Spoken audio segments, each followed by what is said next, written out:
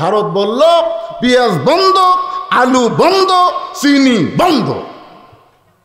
বাংলাদেশের মুসলমান বিশ্বাস করে ভারত বন্ধ করলে কি হবে, আল্লাহ বন্ধ করবে না। ওমামি দাম বাতিল ফিল আরদে ইল্লা আলাল্লাহি রিজকুহা, পৃথিবীতে এমন কোনো বিচরণশীল প্রাণী নাই যার রেজেকের ব্যবস্থা আল্লাহ করেনি। আপনারা বলেন তো, এবছর রমজান মাসে কোনো জিনিসের দাম বেশি ছিল? কথা কন না কেন? আল্লাহ সময়ের কসম করছেন, আসর মানে সময়। ছোট্ট একটা বাচ্চা খালি কান্দে, মা এসে বলতে যে হুজুর এত কান্দে, এর জ্বালায় আমাকে ঘুম হয় না। এমন কোনো দোয়া নাই। আমি সূরা ফালাক নাস পড়ে ফুঁ দিলাম, আর কান্না আরো বেড়ে গেছে। আগে যা কান্তি ছিল তার চাইতে বেশি। আমি বললাম হয়তো হবে না, মা এক গিলাস পানি নিয়ে আসো। পানি নিয়ে আসলো, সূরা ফাতিহা আয়াতুল কুরসি পড়ে ফুঁক দিলাম, এটা পান খারাপ। 2 দিন পরে এসে বলতেছে হুজুর বর্তমান সময়ে দোয়া দরুদের দাম নেই, দোয়া দরুদের দাম নাই। আমার মনটা খুবই খারাপ হলো যে বর্তমান সময়ে দোয়া দরুদের দাম নাই। কয়েক মাস পরে মেয়েটার সঙ্গে দেখা, মা খবর কি, বাচ্চার কান্দে না। আমি বললাম কোন দরুদে কাম হলো? দোয়া দরুদ লাগে না হুজুর। আমার স্বামী একটা মোবাইল কিনে দিচ্ছে, যখনই কান্দে তখনই চালু করে দিই, চালু করার মাত্রই কান্না থামা যায়। যেই সময়ে দোয়া দরুদ দিয়ে কান্না থামে না, মোবাইল চালু করে কান্না থামে, এই সময় কেমন সময়? এতে কতগুলো ছোকরা যুবক রাস্তাত ঘুরতেছে, একে নিয়ত কি জানেন? Miss call. কথা কন না কেন? কি কল? Miss call. এই ছেলেরা, মুরব্বী মানুষের জন্য কোরআনের তাফসীর না, যুবকদের কাজকের মাহফিলে বসা দরকার। ধরে কোন কথা ঠিক কি না? কারণ তোমার শৈশবকাল বুড়াকালের কোন হিসাব আল্লাহ নিবে না। যৌবনকালের হিসাবটা জান্নাতে যাওয়া লাগবে, আর সেই যৌবন সময়ের কোনো গুরুত্ব নাই। তাই তো আব্দুল আলিম কইছে, এই সময়ের ওপর একটা গান গাইছে, মিশে মায়াই বন্দি থাইকা করলাম কত খেলা, পশ্চিমে তাকায়া দেখো তোমার ডুইবা গেছে বেলা, এক পলকের ভরসা আছে। যারা এখানে বসেছেন আপনারা বুকত হাত দা বলেন তো, বাড়ির যাবো? বাড়ির যাওয়ার মতন গ্যারান্টি নেই। আরে গত বছর আমি কইছিলাম ভাইজান একটু ভিজেন ভাই, একটু ভিজেন। যেই শরীর বৃষ্টির পানিতে ভিজবে, এই শরীরের জন্য আল্লাহ যদি জাহান্নাম হারাম করে দেয়, একটু ভিজেন ভাই। দুনিয়াতে কত মানুষ ভিজলো, কত কাম করবার দেয়। আমার কথা শুনে কেউ ভিজলো না, মানলো তো। আপনারা সত্যি করে বলেন তো, 5 মিনিট পরে বৃষ্টি ছিল? এই 5টা মিনিট আমাদের ধৈর্য নাই। আর ফিলিস্তিনের মুসলমানকে, গাজার মুসলমানকে ডোনাল্ড ট্রাম্প বলতেছে তোমরা গাজা ছাড়ো, তোমাদের ভাঙ্গা চুরমার বাড়িকে আমি পুনরায় নির্মাণ করে দিব। গাজার মুসলমান বলতেছে দরকার আরো গুলি কর, আরো বোম মার, ঈমান থাকা অবস্থায় আমরা গাজা ত্যাগ করব না। গুলির মধ্যে তারা জায়গা ছাড়ে না, আর সামান্য বৃষ্টি হলে মারে দূর। আজকেও মারবেন। শান্তির মূলত অশান্তি শুরু হয়ে গেছিল। যাই হোক আলহামদুলিল্লাহ। কিসের নাম? দোষ তো সব বক্তার দেন।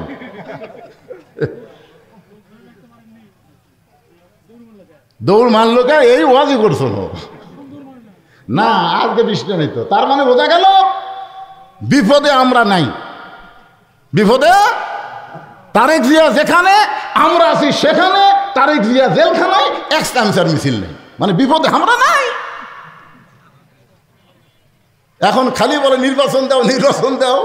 হাসিনা যদি 29 সাল পর্যন্ত থাকতো, নির্বাচন বললেই ধরা জেরো হয়ে যেত। জোরে কোন কথা ঠিক কি না? কিন্তু ভারত যখন বাংলাদেশকে ইচ্ছা মতো যা ইচ্ছা করতে চায়, তখন ইউনূস ভারতকে বুড়ো আঙ্গুল দেখায় সিনত গেছে, ভারতের মুদির গালত হাত পড়িয়েছে। জোরে কোন কথা ঠিক কি না? কি সময় কেমন চলতেছে? সময়ের শপথ করতেছেন আল্লাহ। ওয়াল আসর, আল্লাহ সময়ের শপথ করে বললেন ইন্নাল ইনসানা লাফি খুসর, ইন্না মানে নিশ্চয়, ইনসান মানে মানুষ, লাফি মানে ভিতরে, খুসরুন মানে ক্ষতি। নিশ্চয় মানুষগুলো ক্ষতির ভিতরে। ওটা আবার খাড়া হলো কে রে?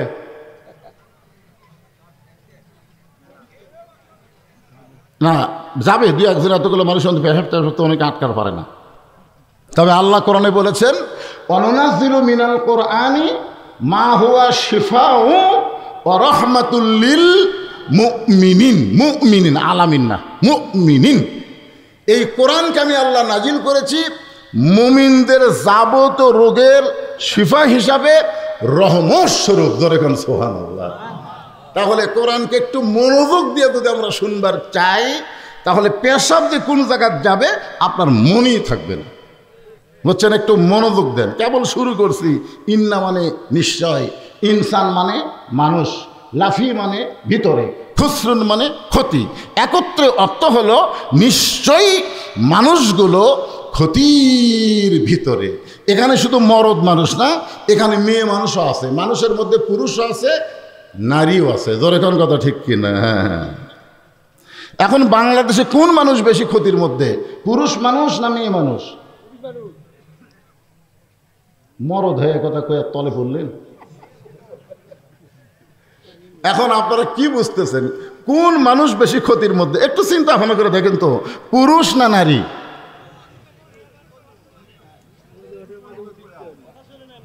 শোনেন শোনেন, আমাকে বলবই। তাফসিরে কবিরের মধ্যে বলা হয়েছে আদম আলাইহিস সালামের গন্ধম খাওয়ার আগে মা হাওয়া কিন্তু গন্ধম খাইছিল। পানি কি করবি? বাইজা পড়ছে, টান দাও। এটা আবার এরই মতো আর কি দরকার? চা খাই না, খাই কোনোদিন চা খাই?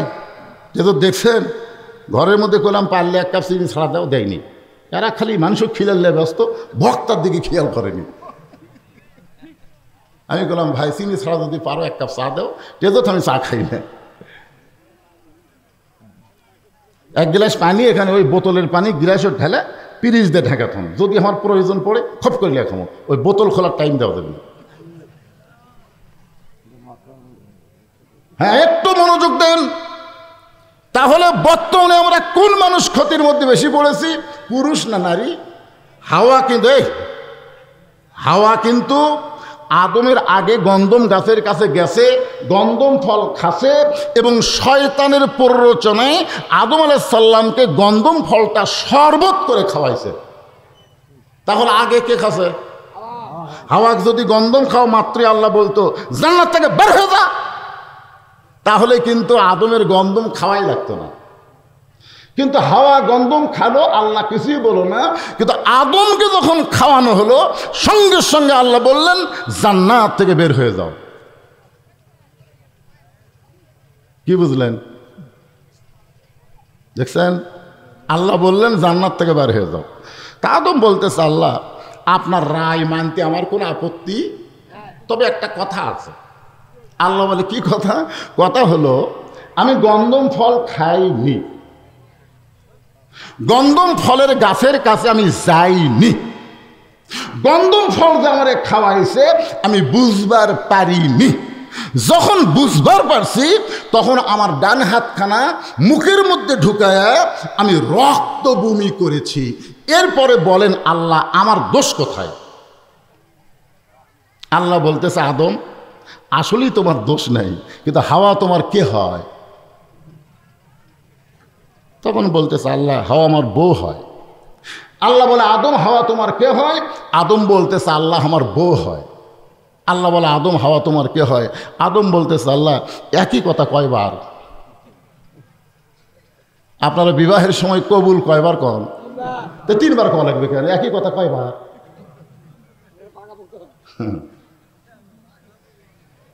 আল্লাহ বলে আদম পর 3 বার জানতে চাইলাম হাওয়া তোমার কে হয়, প্রত্যেকবারই বললা হাওয়া আমার বউ হয়। আদম বিয়া করবা তুমি আর খেয়াল রাখবা না? তোমার বউ কি করতেছে তোমার যদি খেয়াল থাকতো তাহলে আজকেই অবস্থা হতো না। হাওয়া যখন গন্ধম গাছের কাছে গেল তখন তুমি কোথায় ছিলে? আদম কয় আমি খেয়াল করিনি। আমাদের শয়তানের ওয়াজ শুনলো, স্টার জলসা, জি বাংলা দেখলো, তখন তুমি কোথায় ছিলে? আমি খেয়াল করিনি। তোমাকে যখন গন্ধম শরবতের মধ্যে মিশিয়ে খাওয়ালো তখন তুমি কোথায় ছিলে? আমি খেয়াল করি। বিয়ে করবে তুমি আর খেয়াল করবো আমি? তোমার বউ তোমাকে খেয়াল করা লাগবে। আজকে পুরুষ মানুষের কোনো দোষ নাই, কিন্তু মেয়ে মানুষের দিকে খেয়াল না রাখার কারণে পুরা দোষ পুরুষের হবে। জোরে কোন কথা ঠিক কিনা? এ কার বউ? এটি জোরে কথা কয়, কার বউ? ওই জায়গার যে মেয়েটা চিল্লাতেছে, ই কার বউ? রহিমের বউ? চিন্তা করতে হবে কার বউ চিল্লাই। যে বউ চিল্লাইতেছে আল্লাহ বউকে ধরবে না, ধরবে আগর স্বামীক।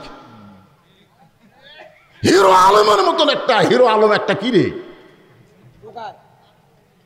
একটা টোকাই, ওর বাপ মরিছে, বউ কাছে যায়নি দেখে তালাক দিল। হিরো আলম মিডিয়ার সামনে বলল বউ মরলে বউ পাওয়া যায়, বউ ছেড়ে দিলে বউ পাওয়া যায়, কিন্তু বাপ মা মরে গেলে বাপ মা পাওয়া যায় না। একটা হিরো আলম পর্যন্ত খালি বাপের লাশের কাছে বউ আসেনি, বউ তালাক দিছে। আর আপনার বউ এত চিল্লাই, আপনি কি করলেন? দেখছেন গল্প শোনা যাচ্ছে, দেখছেন? দেরি করেন, কি হয় ওয়াজ কাট হয়। আজ তোর আকাশ খারাপ নাই।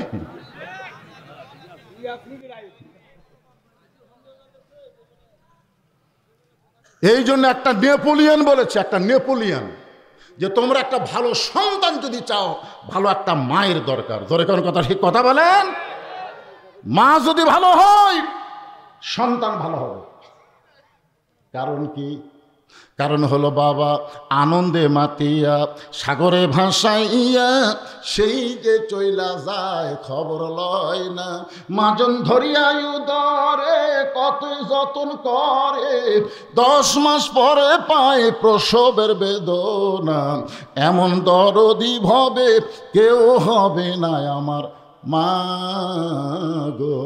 আপনার বলেন তো সন্তানের বেহেশত কার পায়ের তলে? মরদ মানুষের পায়ের তলে বেহেশত নাই। আগেকার বক্তারা ওয়াজ করতো স্বামীর পায়ের তলে বইয়ের জান্নাত, এটা ভুয়া। আসলে মরদ মানুষের পায়ের তলে জান্নাতই নাই, জান্নাত আছে নারীর পায়ের তলে। সেই নারী যদি মা হয়, ধরে কোন কথা ঠিক কি না? এটা কোন মা? এটা কি? এটা কোন মা? আরে সেই ফাতেমা না কি মা? দেরি করেন। ইন্নাল ইনসান লাফি খুসর, নিশ্চয়ই মানুষগুলো ক্ষতির ভিতরে। এখন আমার সঙ্গে একটা গজল গাওয়া লাগবে, যদি না পারেন হো হো করবেন, অসুবিধা নাই। আদর করে মানুষ আল্লাহ বানায়া কেমনে দিবেন ক্ষতির মধ্যে ফেলিয়া। এই মানুষ সম্পর্কে কথা বলতে যায় আল্লাহ 4টা শপথ করছে, জানেন কয়টা? 4টা শপথ করছে। ও 3, কয়টা হলো? 1। ও জাইতুন, কত হলো? অতুরি সিনিন। 4 নম্বর হলো ওয়াহাদাল বালাদিল আমিন। 4টা শপথ করার পরে আল্লাহ বলতেছেন লাকাদ খলাকনাল ইনসানা ফি আহসানি তাকবীম। মানুষকে আমি আল্লাহ সর্বসুন্দর আকৃতি দিয়ে সৃষ্টি করেছি। বলেন সুবহানাল্লাহ। এত সুন্দর আকৃতির মানুষ জাহান্নামে যাক, ক্ষতির মধ্যে পড়ুক, এটাকে আল্লাহ চায়? জোরে বলেন আল্লাহ চায়? আল্লাহর যত সৃষ্টি আছে আল্লাহ সবচাইতে মানুষকে মহাব্বত করে তৈরি করেছে। মানুষের মতো এত ভালোবাসা ফেরেশতার উপর আল্লাহর নাই। আচ্ছা আপনার বলেন তো, একদল ফেরেশতা সৃষ্টি হওয়ার পর থেকে রুকুতে আছে। কোথায় আছে? একদল ফেরেশতা সৃষ্টি করার পর থেকে কিয়ামত পর্যন্ত সেজদায় আছে। একদল ফেরেশতা সৃষ্টি করার পর থেকে কিয়ামত পর্যন্ত তারা নামাজের মধ্যে দাঁড়িয়ে থাকবে। আপনার বলেন তো, এত রুকু করে এত লম্বা সেজদা করে নামাজের দাঁড়ানোর পরে ফেরেশতার আমল নামাত কোনো সওয়াব আছে? কোনো সব নাই, কারণ যারকে পাপ নাই তাকে সোয়াবও নাই। জোরে কর কথা ঠিক কিনা? ওরকে পরীক্ষাও নাই, ওরকে পাশও নাই, ফেলো নাই। কিন্তু আল্লাহ আমাকে কি বলছে? লিয়াবলুয়াকুম আইয়ুকুম আহসানু আমালান ওয়া হুয়াল আজিজুল গফুর। খুব মনোযোগ দিয়ে শুনবেন। আল্লাহ ইবাদতের কথা বলতে গিয়ে আল্লাহ বলেছেন, ওমা খলাকতুল জিন্না ওয়াল ইনসা ইল্লা লিয়াবুদুন। তাই বলেনি? আমি আল্লাহ জিন এবং মানুষকে ইবাদতের জন্য সৃষ্টি করেছি। অথচ আল্লাহ এখানে ক্ষতির কথা বলতে গিয়া জিনক বাদ দিলেন। এই জায়গা যদি আল্লাহ বলতেন ইন্নাল জিন্না ওয়াল ইনসানা লাফি খুসর, নিশ্চয় জিন এবং মানুষ ক্ষতির ভিতরে, কিন্তু আল্লাহ খালি মানুষ ক্ষতির মধ্যে বলল, কিন্তু জিনের কথা আল্লাহ বাদ দিল। ইবাদতের কথা বলতে গিয়া আল্লাহ জিন ইনসান একত্র করলো, কিন্তু ক্ষতির কথা বলতে গিয়ে আল্লাহ জিনক বাদ দিল। বাদ দেওয়ার কারণ কি? বাজারে কিন্তু বহু মানুষের দোকান আছে, বাপ কিন্তু ছেলেকে ডাক দে বলে, তুই যে ব্যবসা করতেছিস তোর লাভ হবে? ছেলে বলতেছে, আব্বা যত মানুষের সাথে আমার দেখা হয় সবাই বলে এই ব্যবসার লাভ হবে পারে, ব্যবসা খুব ভালো, আর আপনি বাপ হয়ে এ কথা কেমনে বলেন তোর লাভ হবে? বাপ বলতেছে, আমি যে তোকে দয়া করি পাগলা, কেউ তো দয়া করে না, আমার মতন দয়া তো কেউ করে না। যারা দয়া করে না তারা ক্ষতির চিন্তাও করে না, আর যাই দয়া করে তাই লাভের চিন্তা করে, কিন্তু ক্ষতির চিন্তা করে না। জোরে কোন কথা ঠিক কি না? আল্লাহর সৃষ্টি জগতের মধ্যে আল্লাহ সবচাইতে মানুষকে বেশি ভালোবাসে। এই জন্য মানুষকে ক্ষতির কথা আগে বলে আল্লাহ বললেন, ইল্লাল্লাযীনা আমানু ওয়া আমিলুস সালিহাতি ওয়া তাওয়াসাউ বিল হক ওয়া তাওয়াসাউ। ইল্লা দিয়ে আল্লাহ এখানে ব্যতীত, তারা ক্ষতির মধ্যে পড়বে না। কারা ক্ষতির মধ্যে পড়বে না? যাদের ভিতরে এই চারটা জিনিস থাকবে। কয়টা? সবাই জবান খুলে বলা লাগবে, কয়টা? এক নম্বর হলো ঈমান। এক নম্বর হলো ঈমান। আপনি যতই ভালো আমল করেন, ঈমান যদি না থাকে, এই নামাজ পড়ে, রোজা করে, হজ করে, জিকির করে, আবার মাঝে মধ্যে বলে আমার দয়াল বাবার দরবারেতে কেউ ফিরে না খালি হাতে। আপনার বলেন তো, ওর নামাজ কাজত লাগবে, ওর রোজা কাজত লাগবে? কারণ এই কি বলেছে? দয়াল বাবার দরবারেতে কেউ ফিরে না খালি হাতে। অথচ আল্লাহ ইমানদারকে বলতেছে ইয়াকা না'বুদু ওয়া ইয়াকা নাস্তাইন, একমাত্র ইবাদত করবা যার, সাহায্য চাইবা তার কাছে, আল্লাহ ছাড়া অন্য কারো কাছে ইমানদার কখনোই চাইতে পারবে না। জোরে কোন কথা ঠিক কথা বলেন? এই জন্য এক নম্বর হলো ঈমান। আমাদের বাংলাদেশের অধিকাংশ মুসলমানের ঈমান নাই।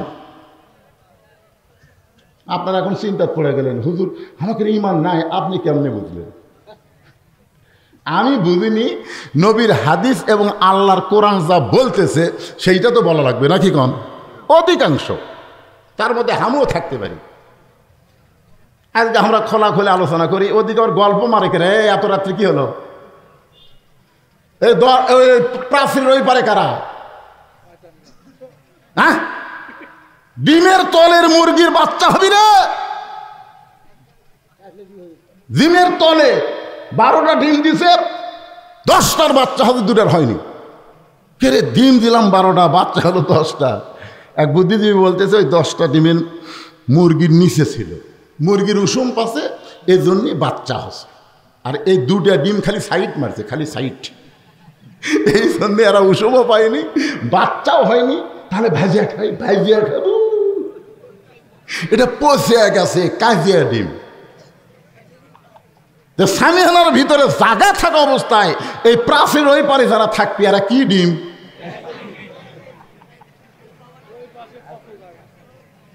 না আপনারা বলেন তো, ল্যাপের ভিতরে মজা শীতের দিনে না ল্যাপের বেড়া মজা? মশার সময় মশারির ভিতরে মজা না মশারির বাহিরে মজা? তাহলে আপনারা বাইরে আসেন কেন? বুঝি না তো। যখন জায়গা থাকবে না তখন আপনারা বাহিরে থাকেন। এরা তালত আছে, ওয়া সাটলে আছি না সাটলে নেই, তোরকে মতন শ্রোতাও দরকার নেই। জোরে কোন কথা ঠিক কিনা? কারণ আবু জেহেল ওয়াজ শুনছে, আমল করেনি, আর আবু বকর শুনেছে, আমল করেছে। আমরা আবু বকর হব, আবু জেহেল হব না। আবু বকর নবীর সামনে বসে শুনেছে, আর আবু জেহেল সুরের মতন বাহির থেকে শুনেছে। জোরে কথা কর না, কেন কথা কর না? এরিয়া বুঝবেন না, হেদায়েতের এরিয়া আছে, এরিয়ার মধ্যে আসো মিয়া। কিসের ঘুম? বগুড়ার মানুষ আমার চিনে পারেননি, কিন্তু বাহির জেলার লোক আমার ঠিকই চিনিছে। ঘুম ধরবি কে? আপনারা কি জায়গা দিবেন? ওরকম জায়গা দিবেন?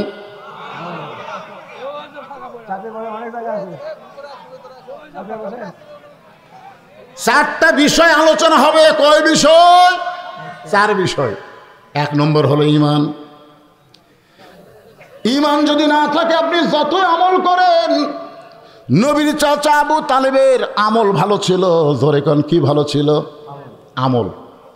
আল্লাহ রাসূল নিজেই বলেছেন যে মায়ের পেটে থাকতে আমি এতিম হয়েছে। মনোযোগ দিয়ে শোনেন, মায়ের পেটে থাকতে আমি নবী এতিম ছিলাম, কিন্তু দুনিয়াতে আসার পরে আমি এতিম ছিলাম না। তখন সাহাবেরা বললেন, ইয়া রাসূলুল্লাহ, দুনিয়াতে আসার পরে আপনি এতিম ছিলেন না, এ কথা তো আমরা বুঝতে পারতেছি না।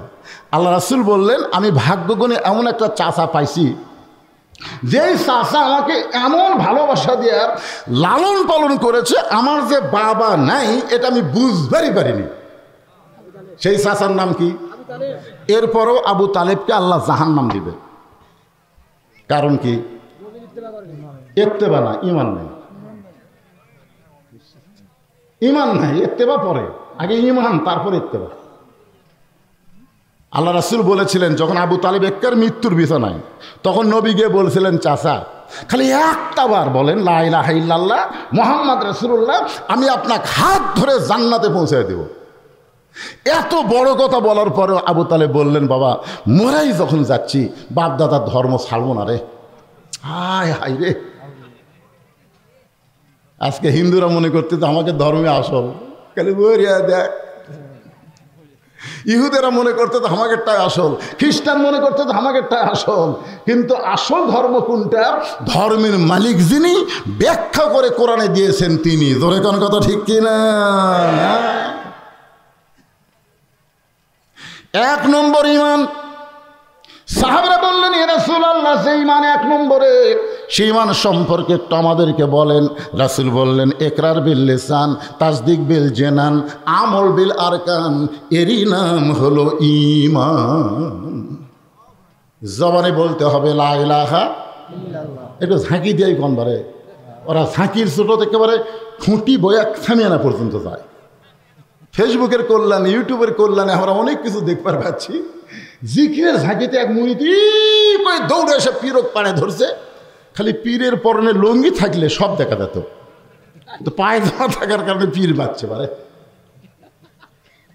কি?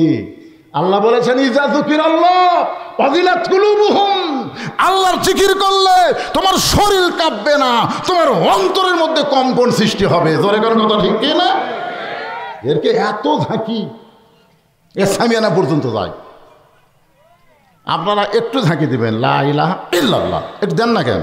লা ইলাহা ইল্লাল্লাহ, লা ইলাহা ইল্লাল্লাহ, লা ইলাহা ইল্লাল্লাহ, লা ইলাহা ইল্লাল্লাহু মুহাম্মাদুর রাসূলুল্লাহ। এটার নাম হলো ইকরার বিল লিসান। জবানে আমরা স্বীকার করে নিলাম, আমরা সবাই স্বীকার করে নিলাম। রাসূল বলছেন শুধু স্বীকার করলে হবে না, তাসদিক বিল জানান, এটা কলিজার মধ্যে জায়গা দেওয়া লাগবে। কলিজার মধ্যে যখন ঈমানের জায়গা হবে, সেই মানুষের চরিত্রটা কেমন? কলিজার মধ্যে যখন ঈমানের জায়গা হবে, তখন আবু সাইদের মতন বাতিলের বিরুদ্ধে 2 হাত বাড়ায় দাঁড়াবে, মার মার। আপনার বলেন তো, একটা পান্টির বাড়ি মারলে মানুষ কি কর? এ কথা কর না কেন? একটা লাঠির বাড়ি মারলে ও মারে বাবারে কয় কি কয় না? আর সরাসরি গুলি লাগলো, তার মুখত কোনো সাউন্ড নাই। ও বাবারে মারে কোনো শব্দ নাই, আবার গুলি করলো, তারপরেও কোনো চিৎকার নাই, আবার গুলি করলো। দুই বন্ধু দৌড়ে এসে যখন ধরলো তখন সে টলে পড়লো। কি বুঝলেন? ইমান বলতেছে, স্যার আজকে রাত 12টায় আপনার ফাঁসি হবে। মুমিনের নাম হলো মীর কাসিম আলী। উকিল বলতেছে, স্যার আজকে রাত 12টায় আপনার ফাঁসি হবে। মীর কাসিম আলী মুচকি মুচকি হেসে বলে, এখন কটা বাজে? বলতে, স্যার এখন বাজে রাত 9:30। আলহামদুলিল্লাহ, তাহলে এখন 2.5 ঘন্টা। তো 2.5 ঘন্টা ওয়াদাতে বসে থাকে, কি হবে? আমি 2 ঘন্টা ঘুম পারি। যদি ঘুমোর থেকে সে এত না পায় তাহলে উকিল তুমি আমাকে ডাক দিও। উকিল কয়, কে রে, 2.5 ঘন্টা ফাঁসি হবি আর 2 ঘন্টা ঘুম পারবি, সে এত না পেলে আমার ডাক দেওয়া লাগবে। যদি সে এত না পায়, যার হবে 2.5 ঘন্টা পর ফাঁসি, সে বলে ঘুমাবি, তা বলে আবার সে এত পাবি না। উকিল মনে করছে ফাঁসির চিন্তার লোকটা পাগলা হয়ে গেছে, ফাঁসির চিন্তায় লোকটা পাগল হয়ে গেছে, এই মনে করে উকিল বার হয়ে গেল। উকিলের নাম হলো তাজুল ইসলাম। উকিল বার হয়ে গেছে। রাত যখন 11:30 বাজে তখন উকিল ফাঁসির কন্ডম ছেলে ঢুকে দেখে মীর কাসিম আলী। কে রে, এই ঘুম তো নাক ডাকে ঘুম, মানে কি? উকিল তাকে দেখে আর মাত্র 8 ঘন্টা পরে এই লোকটার ফাঁসি হবে, আর সেই লোকটা নাক ডেকে ঘুম পাড়তেছে। সঙ্গে সঙ্গে পায়ের আঙ্গুল লড়াইছে, লাভ দুটো বলতেছে, কে ভাই রাত 12টা বাজছে নাকি? না স্যার, এখন 8 ঘন্টা আছে। আলহামদুলিল্লাহ, এখন 8 ঘন্টা। মীর কাসিম আলী ওযু করে 2 রাকাত নামাজ পড়ে কোরআন থেকে 2টা সূরা তেলাওয়াত করলেন, সূরা মুলক আর সূরা মুজাম্মিল।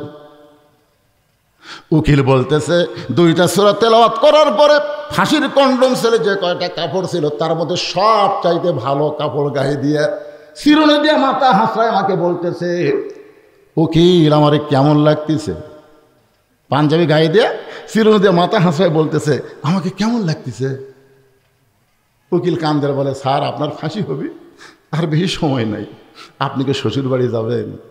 মীর কাসিম আলী বলতেছে, তাজদিক বিল জেনান, কলিজার মধ্যে যখন ঈমান থাকে তখন সে মৃত্যুকে পরোয়া করে না, মৃত্যু তার কাছে কিছুই মনে হবে না, কারণ সে শ্বশুর বাড়ি যাচ্ছে না। ঈমানের কারণে বুঝতে পারতেছে আল্লাহর পথে থাকার কারণে অন্যায়ভাবে ফাঁসি দেওয়া মাত্রই সে আল্লাহর জান্নাতের মধ্যে ঢুকতেছে। জোরে কোন কথা ঠিক কিনা? কথা বলেন। কি আল্লাহ কোরআনে বলেছেন, ওয়ালা তাকুলু লিমান ইউকতালু ফি সাবিলিল্লাহ, আল্লাহ রাস্তায় যাদেরকে হত্যা করা হয়, ইসলামী আন্দোলন নেতাদের যাদের ফাঁসি দেওয়া হলো, খোঁজ না দেখেন তাদের বিরুদ্ধে কিন্তু কিছুই ছিল না। এখন বোঝা যাচ্ছে বিনা দোষে তাদেরকে দোষী বানানো হয়েছে। ওই যে সালাউদ্দিন কাদের সাহেবের কোনো দোষ ছিল না, বিনা দোষে তাকে দোষী বানায় ফাঁসি দেওয়া হয়েছে। জোরে কোন কথা ঠিক? কথা কন না কেন বাংলা মুসলমান?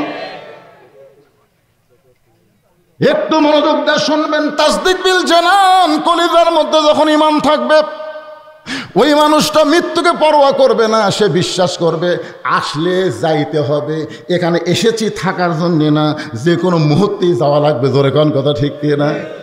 কিন্তু এখন দেখাচ্ছে, দেখছেন হুজুর, ওই যে 3 তলা দেখতেছেন না, ওটা আমার বাড়ি হুজুর। আমার এলাকার, আমার বাড়ির উপর কারো বাড়ি নাই। চলে না আপনাকে একটু ভালো করে দেখায়। 2 কান্দের ফেরেশতা বলতেছে, শয়তান তুই তো বারবার দেখাচ্ছিস ওপর দিকে, তোর বাড়ি কোন দিকে?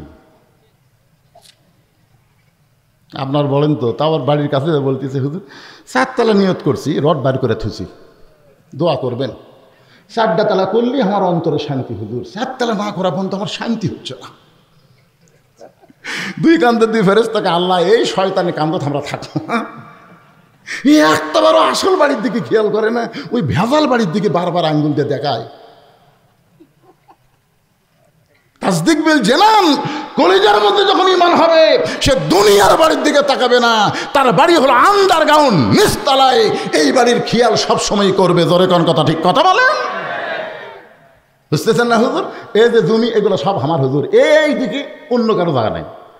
ওই সাইডে যা দেখতেছেন না ওটাও আমার। পিছন দিকে যা দেখতেছেন আমার ভাইয়ের এই সাইড আমার বাপসা স্যার, মানে এলাকার মধ্যে পাও দিবি এমন জায়গা কারণে। তো বলতেছে সবই যদি তোমাকে হয় আল্লাহর, তখন বলতেছে আল্লাহটা দেখবার গেলে 2 মিনিট হাঁটা লাগবে হুজুর, আল্লাহটা দেখবার গেলে 2 মিনিট হাঁটা লাগবে, চলো দেখে আসি।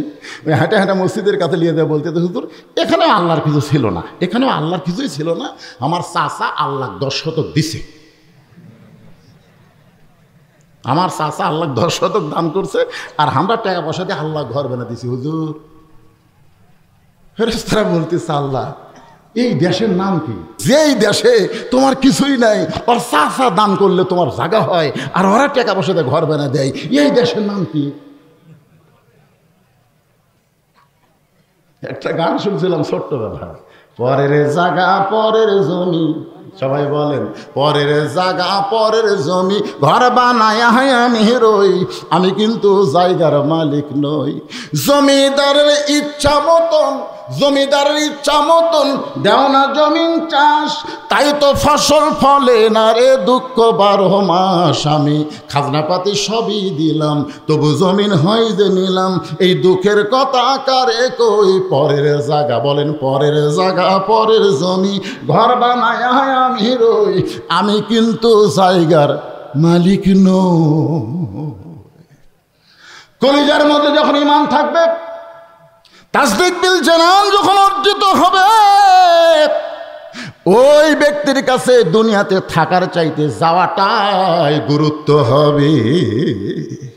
সবসময় দোয়া করবে রব্বানা আতিনা ফিদ দুনিয়া হাসানাতাও ওয়া ফিল আখিরাতি হাসানা।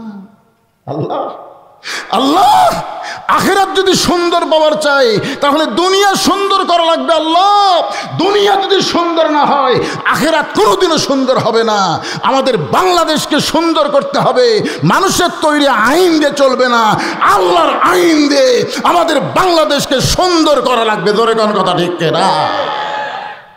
তারপরে আখিরাত আপনি সুন্দর পাবেন। কি এরপর আল্লাহ রাসূল বললেন আমল বিল আরকান, ঈমান অনুযায়ী আমল করা লাগবে। ঈমান অনুযায়ী যত আমল আছে, 1 নম্বর আমলের নাম কি?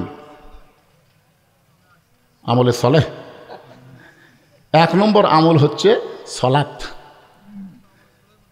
আপনারা সলে বলেন না? সলাত, সালাত।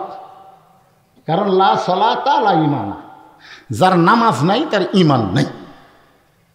বাইনাল আবদি ওয়াল কুফরি তরকুস সালাত, বান্দা আর কাফেরের মধ্যে পৃথক করার জিনিসটার নামই হলো নামাজ। এখানে আপনার যত মানুষ বসে আছেন, আপনারা কারা কারা মাগরিব এশার নামাজ পড়েননি? এটা আমি হাত তুলবার কমো না, আমি হাত তুলবার বলবো না, খালি নিজের বিবেক, সবচাইতে বড় আদালতের নাম হলো বিবেক। এই যে হিন্দু সিনহা বলছে, যখন আমি হাসিনার অধীনে বিচারপতি ছিলাম তখন আমার বিবেক ছিল না, আমি অন্যায়ভাবে কসাই কাদেরকে আমি আব্দুল কাদের বানাইছি। আব্দুল কাদেরকে আমি কসাই কাদের বানাইছি। দেল্লু শিকদারকে আমি দেলোয়ার হোসেন সাইদিকে দেল্লু শিকদার বানাইছি। তখন আমার বিবেক ছিল না, আমি বিচারপতি ছিলাম কিন্তু আমার বিবেক ছিল না। কিন্তু বাংলাদেশ থেকে যখন বাইর করে দিছে তখন আর বিবেক খুলে গেছে। কিরে, যতদিন ঘুষের চাকরি করছে ততদিন আর বিবেক নাই। যেই চাকরি রিটায়ার করছে তখন আর বিবেক খুলে বলতেছে আল্লাহ আমি আর ঘুষ খাবো না, আমি আর কোনোদিনও ঘুষ খাবো না। আল্লাহ কয় কে রে পাগলা, আমার সাথে পাগলামি করিস? তুই এখন ঘুষ খাবার চালিয়ে পাবো বুট থেকে, তোর চাকরি নাই। কখন কান দিচ্ছে, কথা কয় না।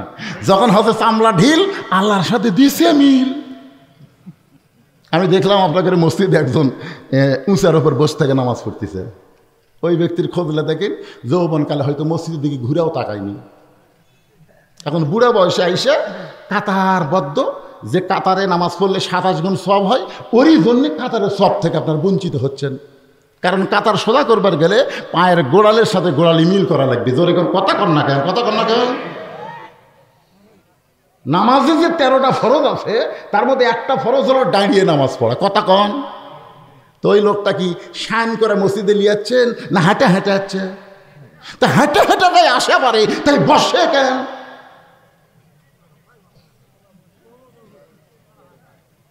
কি আল্লাহ কোরআনে বলেছেন, কুম কুম আমর আমর কুমরিল্লাহি কানিতিন। হাফেজ সাহেব আছে এখানে, হুজুর করে সবাই ঘুরে গেলাম। কোন পাশে? এই যে হুজুর বসে আছে। আল্লাহ হুকুম করেছেন দাঁড়াও লিল্লাহি, আল্লাহর জন্য কানিতিন, আনুগত্য নিয়ে দাঁড়াও। সিয়ারত বসলে কোনোদিন আনুগত্য হয় না। সম্মানী লোককে দেখলে আমরা সিয়ার ছেড়ে দেওয়া আনুগত্য মনে করি, আর আল্লাহর সামনে আপনি সিয়ারত বসছেন, ইয়ার কি মারতেছেন? যে মেশিন চলে না, হঠাৎ চালু করবার গেলে ওর বল বিয়ারিং সব জাম করে, কিন্তু চালু হয় না। কি জন্য হচ্ছে না? ওই মাঝে মধ্যে চালু করেনি তো, ওই হঠাৎ চালু করবার গেছে। অতই সোজা। 7 বছর থেকে নামাজের তালিম দেওয়া লাগবে, 10 বছর থেকে জোর করে নামাজ ধরা লাগবে। ওই 7 বছরের তালিম পাইনি, 10 বছরের বাপ মা ওরে কিছুই ধরায়নি। ওই বুড়া বয়সে এখন চামড়া ঢিল হচ্ছে, আল্লাহর সাথে মিল দিছে। বুড়া বয়সে বলতেছে, আল্লাহ আমি আর চুরি করবো না, আল্লাহ আমি আর জীবনে চুরি করবো না। আল্লাহকে তোর চোখের পাওয়ার নাই, তুই হাঁটাই পারিস না, চুরি করবো কেমনে? কিরে যুবক, বুড়া বয়সে তাই মিল দিবে? যখন হচ্ছে চামড়া টাইট, আল্লাহর সাথে করে ফাইট। একটু মনোযোগ দেবেন। যারা যারা মাগরিব এশার নামাজ না পড়ে ওয়াজ শুনতেছেন, আপনাদের ওয়াজ শুনে লাভটা কত দূর হচ্ছে? কোন এক বক্তা ওয়াজ করছে যে টুপির উপর পাগড়ি পরে নামাজ পড়লে আল্লাহ 70 গুণ সওয়াব দেয়। সেই দিন থেকে লোকটা পাগড়ি পরে নামাজ পড়ে। কিন্তু হঠাৎ একদিন মসজিদে যায়, দেখে পাগড়ি আনে না। ওই এখন চিন্তা করতেছে, অনেক দূর বাড়ি, এ বাড়ির যা পাগড়ি আনতে তো অনেক কষ্ট, দরকার নাই। উনি চুপ করে বসে আছে। আমি দরকার হলে 27 গুণ, জামাতে নামাজ পড়লে কয় গুণ? 27 গুণ বাদ দিয়ে 70 ধরবো, এই নিয়ত করে বসে আছে। সমস্ত মুসল্লি নামাজ পড়ে যখন বাড়িতে গেছে, উনি তখন একলা একলাই মসজিদের ভিতরে যায় এক টানে লুঙ্গি খুলছে। লুঙ্গি খুলে ওটা আড়াআড়ি ভাঁজ দিয়ে মাথার 3 প্যাঁচ দিয়ে রুকুর থেকে শেষ দাঁত গেছে। ইতিমধ্যে এক মুসল্লি মসজিদে ঢুকে থেকে সর্বনাশ। জীবনে বহু দেখলাম, এইরকম তো নিয়াংটা বাবা দেখিনি। 5 হাত মারছে থাবা, লাভ দুটো বললে আমারে মারলে কেন ভাই? বলে মরার কারণ হতো লুঙ্গি। আপনার চোখ নাই, লুঙ্গি আমার মাথায়। কেরে পাগলা, পরনে লুঙ্গি মাথাত খেন? বলে সোয়াবের আশায় ভাই। পাগড়ি পরা নামাজ পড়লে 70 গুণ সোয়াব, তুই জানিস না? লোকটা বলতে তো পাগল, পাগড়ি পরা হলো সুন্নত রে, আর লুঙ্গি পরা হলো ফরজ। পাগড়ি পরা হলো মুস্তাহাব, আর লুঙ্গি পরা হলো ফরজ। ফরজ বাদ দিয়ে কেউ মুস্তাহাব আদায় করলে কোনো সওয়াব হয় না। এশার নামাজ পড়া হলো ফরজ, আর ওয়াজ শোনা হলো মুস্তাহাব। এখন এশার নামাজ বাদ দিয়া যারা ওয়াজ শুনতিছে, তারা লুঙ্গি খুলিয়া মাথায় পাগড়ি পরিছে। সবাই আমার সাথে বলেন, এশার নামাজ বাদ দিয়া যারা যারা বলতেছে না মনে করবেন এরাই পড়েনি, এখনই চোখ ধরা পড়বে। সবাই বলেন আমার সাথে, সুর মিলা বলেন, এশার নামাজ বাদ দিয়া যারা ওয়াজ শুনতিছে, তারা লুঙ্গি খুলিয়া মাথায় পাগড়ি পরেছে। আবার ওয়াজ শুনতে শুনতে যারা ফজর বাদ দিবে, তারা লুঙ্গি খুলিয়া মাথায় পাগড়ি পরিবে। আপনি বলেন, ইচ্ছা করে মাগরিব এশার নামাজ পড়েন নাই, ফজরের আগে যদি আপনি মরে যান, দুনিয়ার কত মানুষ আপনার জানাজার নামাজ পড়লে আপনি জান্নাতে যাবেন? কি? আর এশার নামাজ জামাত আদায় করে যদি আপনি মারা যান, আপনার জানাজা যদি না হয়, ওই নামাজের ওসিলায় আল্লাহ আপনাকে জান্নাত দিবার পারে। জোরে কোন কথা ঠিক কিনা? এই জন্যে ওয়ামিলুস সালিহা, নেক আমলের 1 নম্বর নেক আমল হলো নামাজ। জোরে বলেন, নাম কি? আরো জোরে। পুরুষ মানুষের জন্য 1 নম্বর হলো নামাজ। কিন্তু নারীদের জন্য 1 নম্বর কিন্তু নামাজ না। আমার মা বোনেরা যারা পর্দার অন্তরালে বসে আছেন শুনে নেন, আপনাদের 1 নম্বর হলো পর্দা।